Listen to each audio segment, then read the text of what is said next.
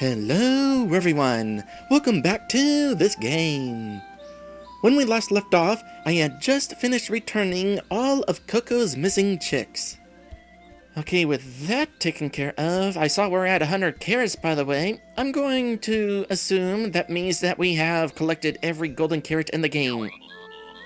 You have collected a sufficient number of sacred carrots. The way to the king has been opened. Let's not be rude. No promises. So is this going to open up the final battle? Is there going to be some other secret as well? Kind of think of it.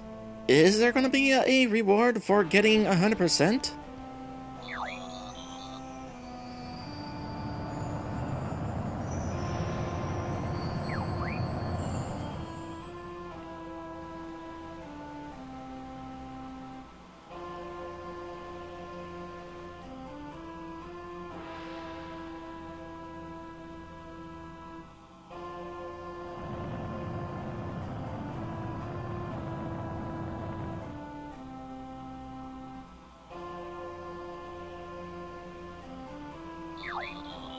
May the sacred carrot be with you. Get a move on.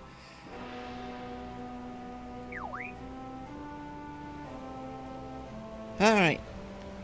So I guess at this point it's time to take on the evil King Shivarra, who is getting ready to pretty much nuke the place because, I don't know, he wasn't included in King Cabot's fan club or something like that.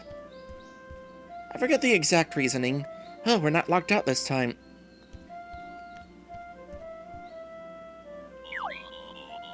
May the sacred carrot be with you.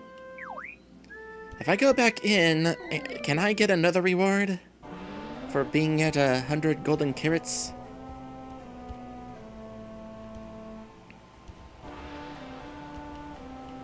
Nope.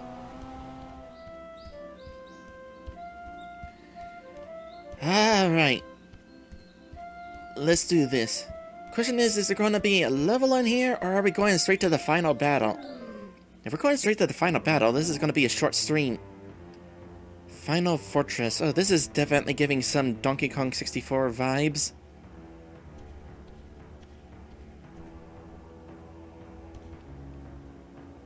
I want to look at this thing a bit better. What is written on here? Oh, it's the good points and the bad point.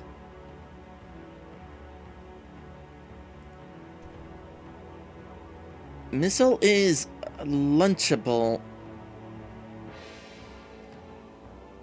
I remember Lunchables. Are they still around? I think they're still around. I kinda liked them as a kid. They weren't amazing, but they were fun, I guess?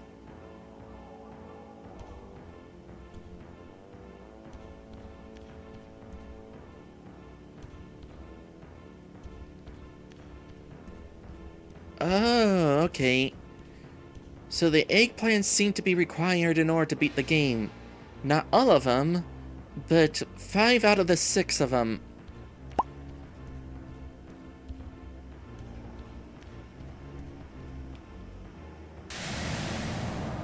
I am curious, why eggplants?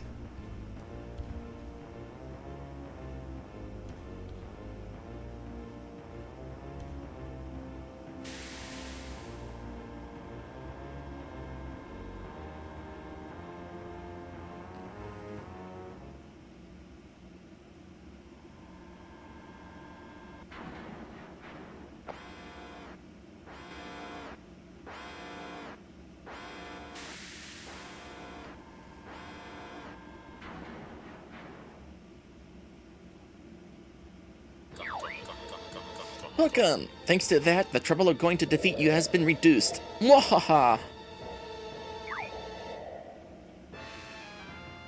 Alright, time for the final battle. Oh, he's a big boy.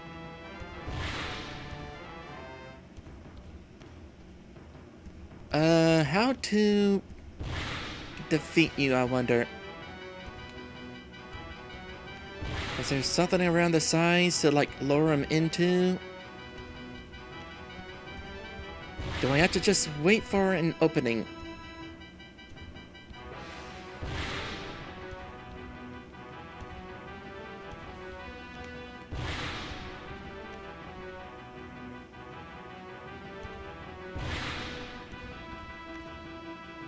Well, for lack of anything better to try. No, that doesn't do anything. Oh, whack his tail. Alright, we're fighting Ganon then.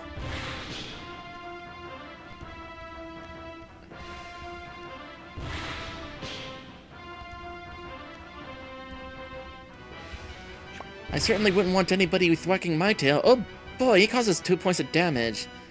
I mean, I noticed that I had taken 2 points of damage before, but I assumed maybe that I was just already down 1 point.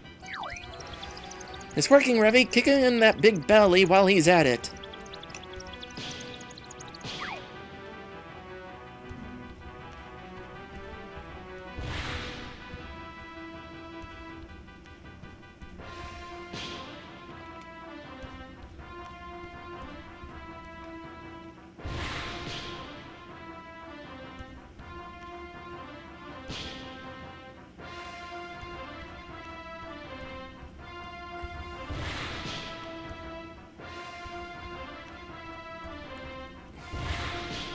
Curious if there's going to be a phase 2 to this fight. I feel like probably not.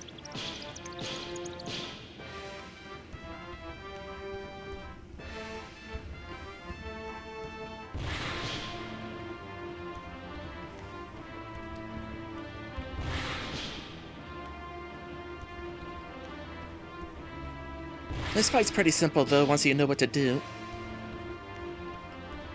Oh, I'm about to take a damage. Oh, I didn't take damage.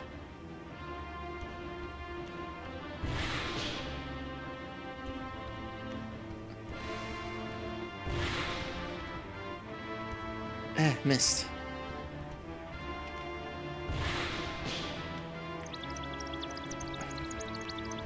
Get over here, get over here. That's pretty good, but how about this?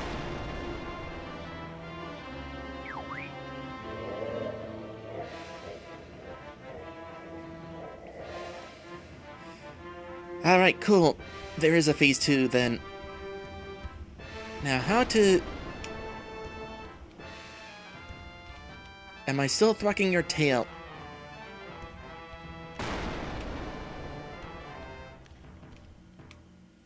Am I able to reach your tail, for that matter?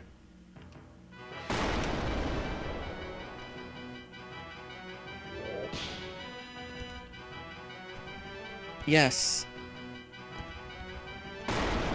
Ow. I might lose this fight. Getting to your tail is actually kind of difficult.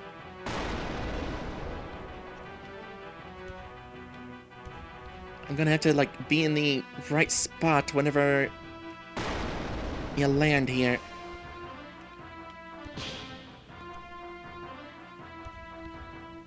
Is there an easier way of doing it besides just being in the right spot at the right time? Like, do you get lost looking for me? No. I just have to be in the right place at the right time. What is the hitbox and timing for this, by the way? Because I feel like there's been several points that I should have taken damage, and I didn't. Not that I'm complaining.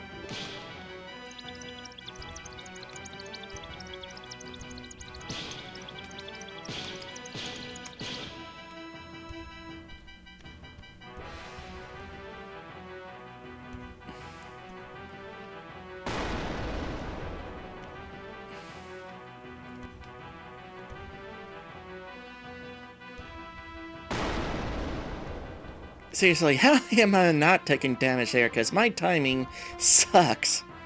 I mean, apparently it doesn't suck since I'm surviving, but still. Okay, so there is a point where he just stands there for a moment.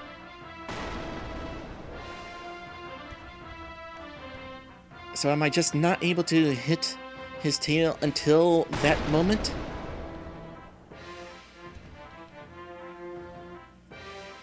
I can't tell if I was able to possibly hit his tail, or I missed my opportunity. Aside from the times where he was actually standing there, giving me the opportunity.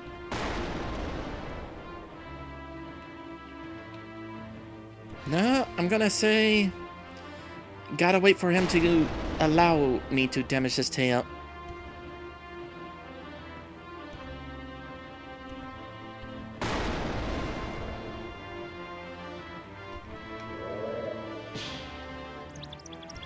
Either that or the timing would have to just be perfect.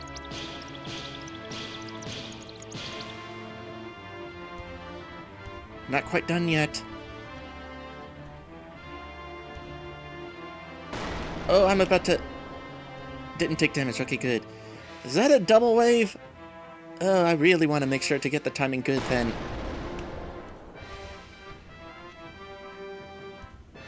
Especially with me being low on health. I'm pretty sure I'm down to my last hit with this fight. Oh, I got a double hit on you.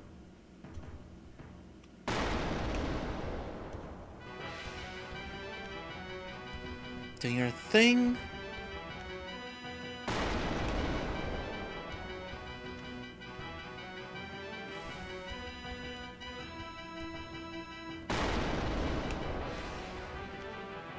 And this should be the last chance to hit you. Last hit needed. I never thought I'd lose here. But you're going to die here with me. Can I not? Hold on to me, Ravi. We're getting out of here.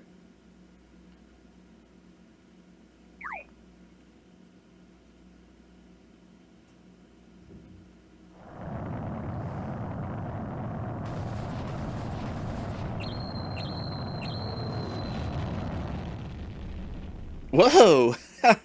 That is a crumbly castle.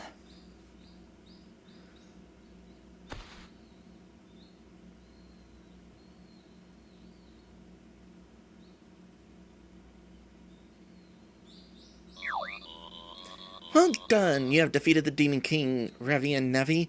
Thanks to you, peace has once again come to the village. Why are you acting like you're so important? We've come this far because of Ravi. Isn't that right? Well, I'm glad. Thank you. What's this atmosphere? Eh? Whoa, whoa, whoa. Now that's out of the way. Let's get this party started. Let's invite everyone in the kingdom. What's this atmosphere?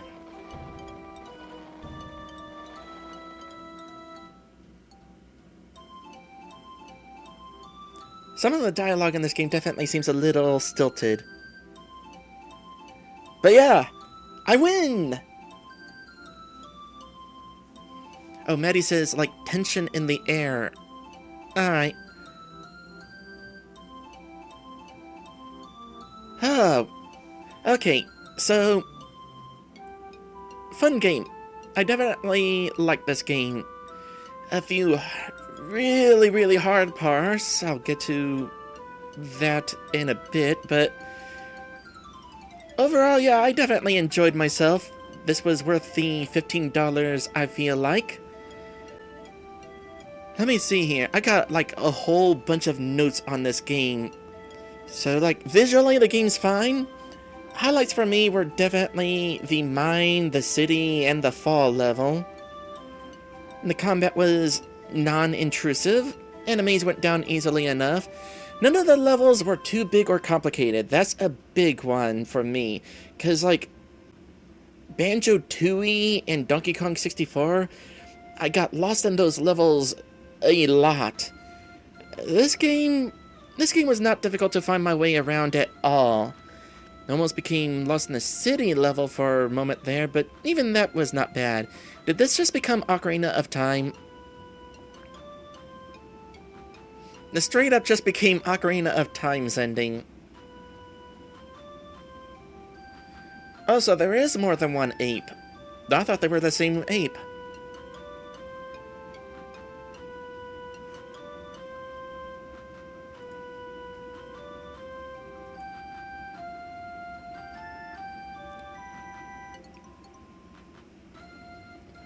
But yeah, overall, I definitely had fun exploring each level and finding all the secrets. And that's how every collect-a-thon should be.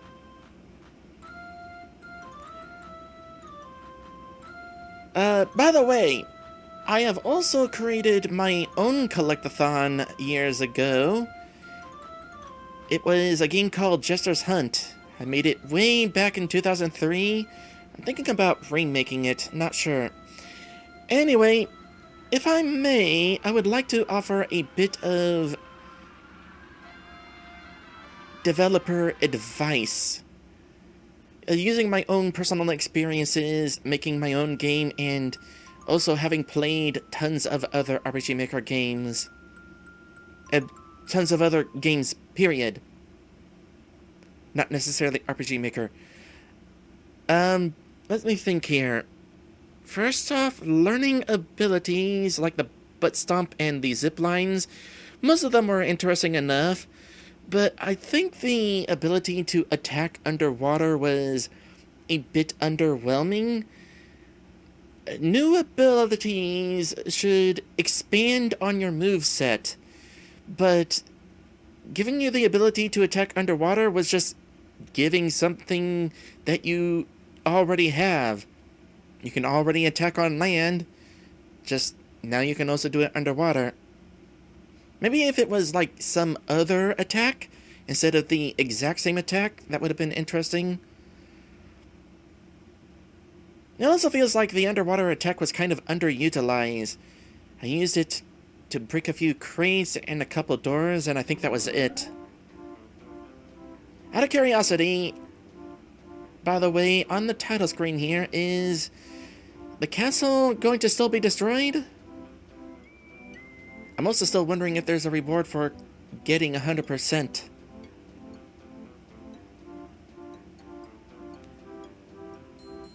More thoughts on combat? Well, the combat wasn't bad. It would have been nice if all the enemies didn't all get taken down the exact same way. Like, maybe you could have had certain enemies getting taken down by butt stomping them.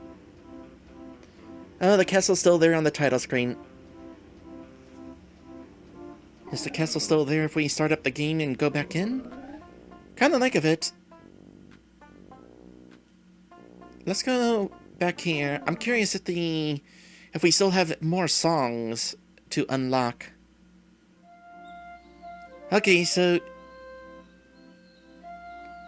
you still have the opportunity to go and refight the final boss if you want. That's not a bad thing.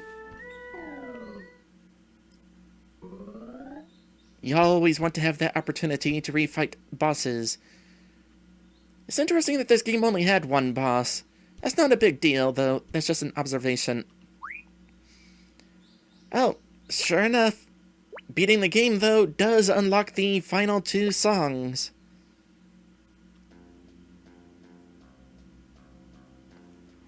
So we'll go ahead and play this song while I continue giving my thoughts. Let me think. Other thoughts. Oh, there's a few minor flaws. Some of the cliff ledges in the first level hinder your ability to jump. Already went over that.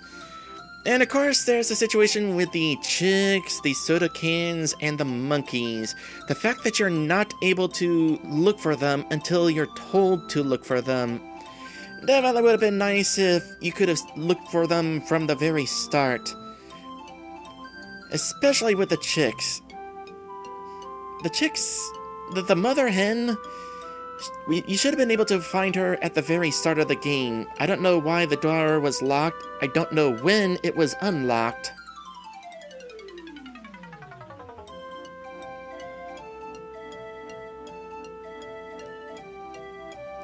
This is kind of a fun song.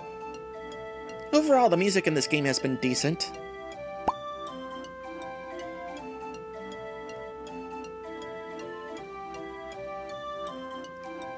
But yeah, the situation with like the chicks, having to go back through the locations you've already been through because the game didn't allow you to find something until you were told to, feels a little bit like padding. And not in the same way where you have to come back to a level because you need to acquire an ability later on. That's different.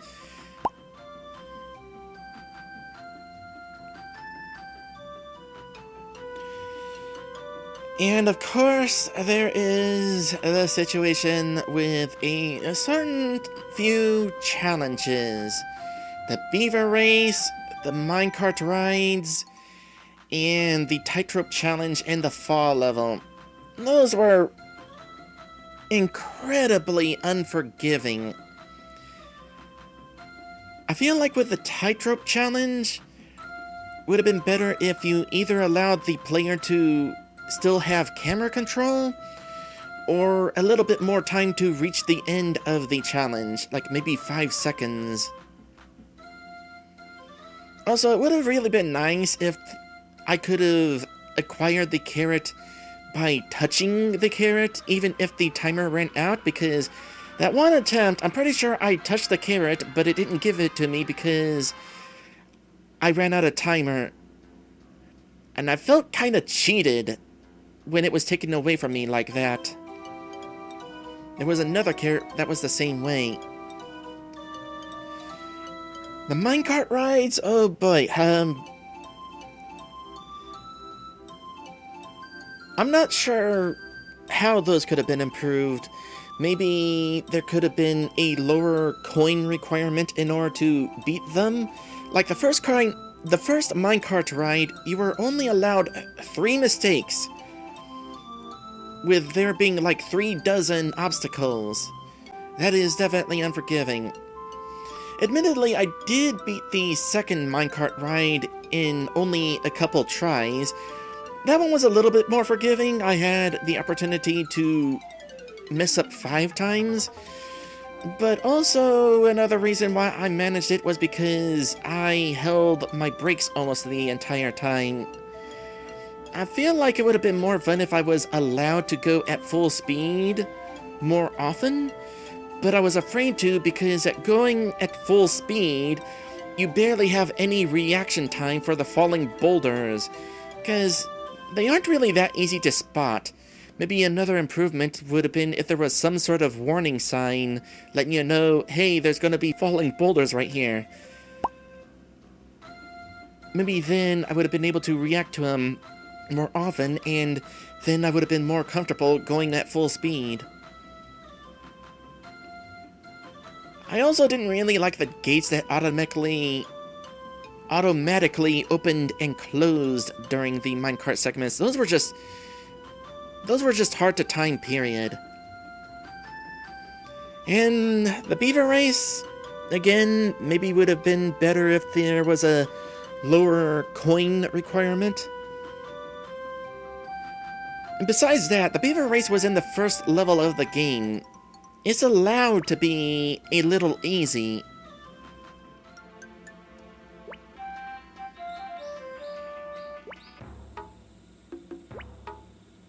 Overall, definitely some enjoyable music.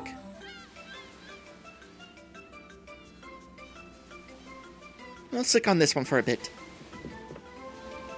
Oh, one thing I did like was buying all the collectibles. Oh good, the music still plays when you exit that menu. I like the collection aspect in games, and I kind of enjoyed buying all the souvenirs and also all the costumes. Neat that this game had costumes. Oh yeah, the coins. I enjoyed collecting the coins and spending them on these collectibles, but as I mentioned before, it would have been nice if the game actually indicated how many coins were in each level. As far as I'm aware, I have beaten this game 100%. Found all the carrots, found all the eggplants, but I don't know if I found all the coins.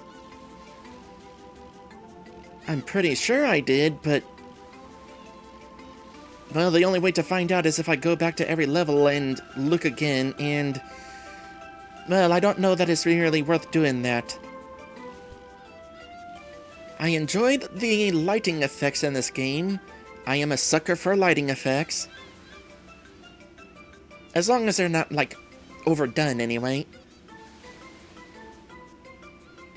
But the lighting effects in this game gave a nice nostalgic vibe, because it was very much like the lighting effects back on Nintendo 64 and games like Banjo-Tooie and Donkey Kong 64. Especially with the swinging lights. I always thought those were neat. While some of the challenges in this game were definitely on the extreme difficult side, overall the difficulty in this game was not bad. The enemies were not too difficult to deal with, nor was the platforming overall. Buford says, neat that the levels all connected to each other to have a cohesive world instead of a hub with warps. Yeah, that was also kind of nice, coming into each level from other levels. There were certainly a couple of random dark moments in this game, by the way, and I don't mean visually, I mean like, let's see here, beach level, you hatch a baby turtle and it immediately gets eaten by a seagull. What? And then knocking the chameleons onto the railroad tracks so that they get ran over? That was kind of dark, but also kind of funny. Buford says, would have been nice if the fairy character pointed towards the last missing collectibles like Sparks and Spyro. Well, the thing with the fairy character is that this game has a 2-player mode, which, by the way, is another neat thing about this game, that you can at any point go to 2 players, and player 2 controls Navi. And Navi can attack enemies. I assume Navi can also collect collectibles. The camera focuses on Ravi the entire time. I'm kind of curious about something, actually. How far away can you get away from Navi? Alright, so here's Ravi, or Navi, and how far behind can I leave Navi? Because something I'm kind of curious about, as an example, would Navi have been able to sit by a gate somewhere? Oops, I went into the place. Would Navi have been able to sit by a gate blocking a carrot, and then I would have gone there with Ravi and then unlock it, and then Navi could have just immediately grabbed it? That would be a handy trick if that was an option. Here, let's try something here.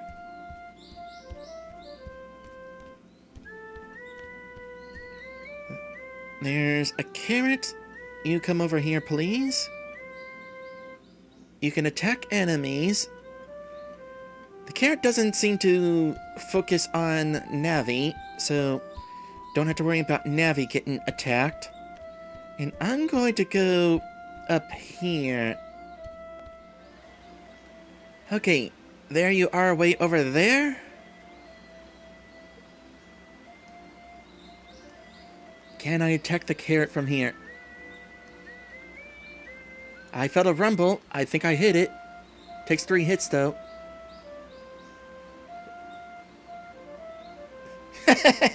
Carrot down. That's kind of funny. So potentially, yeah, that would have been a good strategy.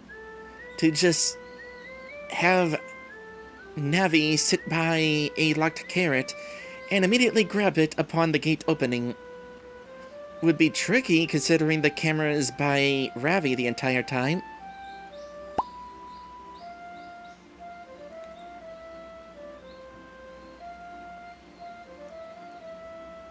Too bad, Navi can't fly. Can Navi go into doors? I mean, technically, but not really. Let's also, go behind the tree. I assume whenever you have Navi return to Ravi, that she just clips through everything to get to Ravi. Yep.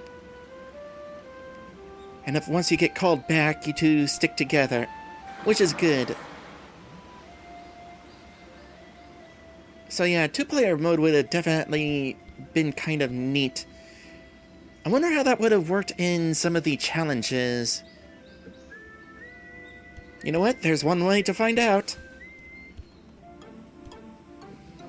Hey, can you go over there and see if there's anything in it over there? Apparently you can keep going, yes. Okay, bye.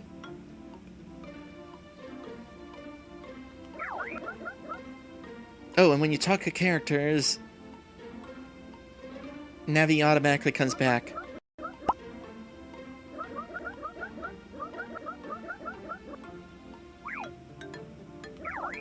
Oh, I have to actually go to the thing to get it started. Alright, what does player 2 do during minigames like this?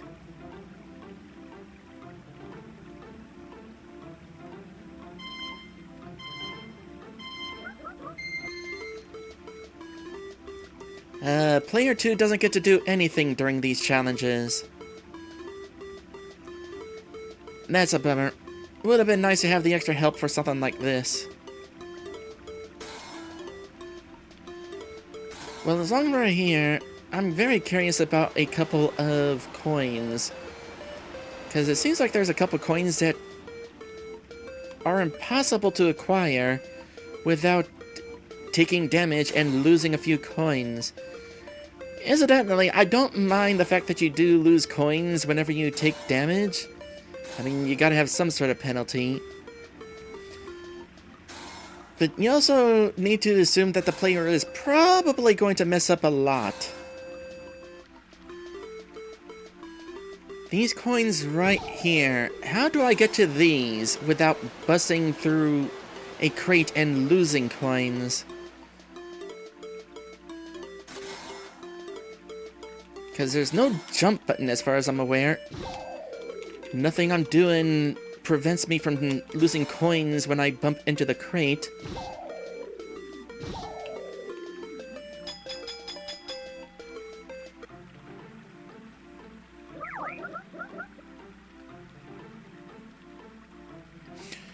Oh yeah, and the other thing about these minigames, definitely would have been nice to have an option to pause and retry without having to take the time to get all the way to the end, especially if you already know you're going to lose.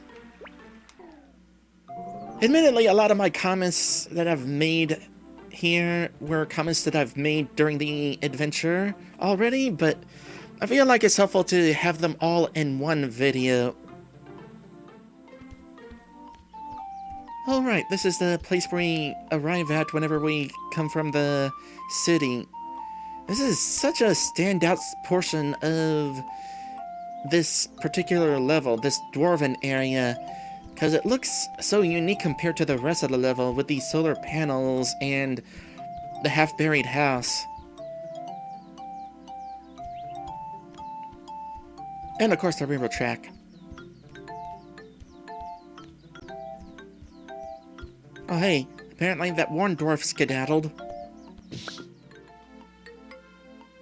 I don't think I'm intended to be standing up here, but at the same time, doesn't seem I'm getting out of bounds. That would have been a great way to end this, though, if I had found some sort of out-of-bounds glitch. Not happening, though. Sorry to disappoint y'all. Professor Booster says, was a cute game. It was definitely cute. I will say this, I definitely kind of like the design of Ravi. A very interesting design, a very simple one. But it's a design that definitely stands out. Anyway, I'm pretty sure I can't think of anything else. If there is something else I can think of, I'll probably mention it in the comments at YouTube. Because there generally is something that I remember after I'm already done playing the game. With that in mind, thank you guys for watching, and I will see you in the next one.